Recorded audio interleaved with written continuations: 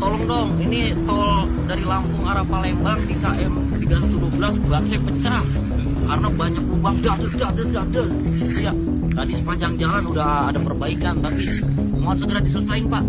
Aduh kacau banget Pak, ini bahaya banget Pak. No, di belakang ada lagi no Pak. Sejak Sabtu 18 Desember 2021 siang, sebuah video berisi keluhan pengendara yang melintasi jalan tol dari arah Lampung ke Kayu Agung viral di media sosial.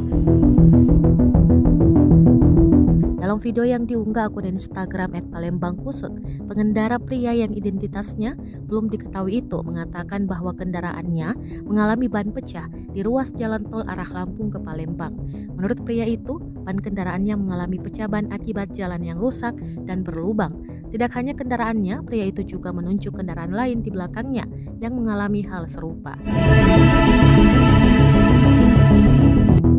Pihak pengelola jalan tol Lampung Kayu Agung, Yuspa Deput yang dikonfirmasi mengatakan ia tidak bisa memberi keterangan karena yang dikeluhkan bukan wilayah kerjanya.